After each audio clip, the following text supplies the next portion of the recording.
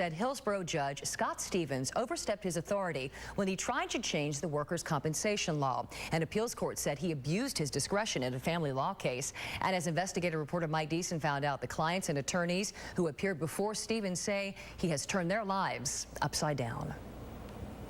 His whole goal was just to terrorize and punish us. When we walked out of there, I was so stunned and shell-shocked. During that hearing, the judge was extremely rude, extremely biased.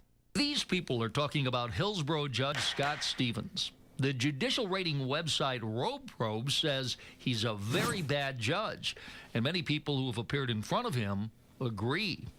He terrorized and punished my wife and my children and made it so that we really spent every dime we had. We spent over $500,000 on legal fees. Although Jeff Jankowski and his ex-wife Dawn had battled over child support payments, he paid the amount in arrears, and she filed court papers asking for a dismissal of a warrant for his arrest because he had settled all issues. Stevens wouldn't accept it. When he found out that we had drawn up the papers to reconcile, he basically filed a arrest warrant against Jeff. While Jankowski no longer owes child support, he had to leave the state and faces arrest if he comes back to Florida. As it stands right now, I'm subject to 254 years in jail for paying my child support. And this is absolutely arbitrary on his part. And clearly many of the people who appear here in family court are unhappy with the outcome in these adversarial proceedings. Many of the people who have complained to us say they believe Judge Stevens' rulings are bizarre and beyond the scope of the law.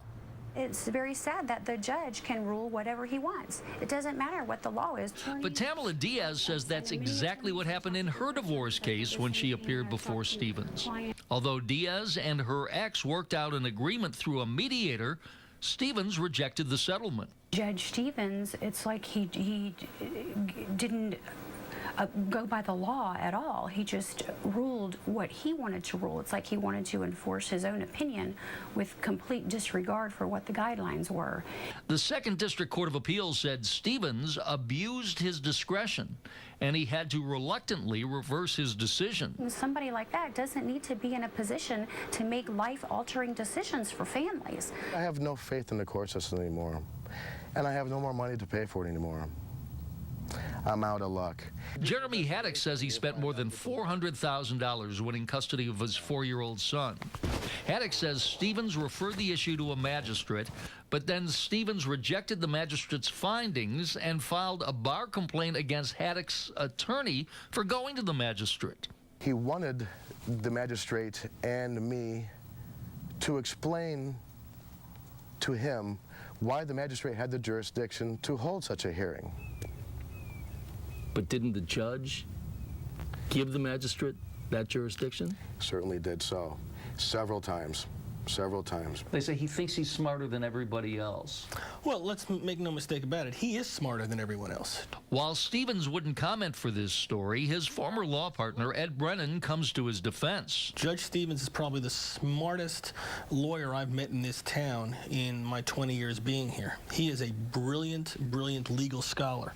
But those we talk to feel like Tamala Diaz. Your tax dollars at work. It's a shame. It's an embarrassment. And while Stevens may make life miserable for some attorneys and their clients, he's done nothing that would lead to his removal from the bench. Mike Deason, 10 News. By the way, Judge Stevens no longer hears cases where people are represented by attorneys. He only handles family law cases where both sides appear in front of him with no representation.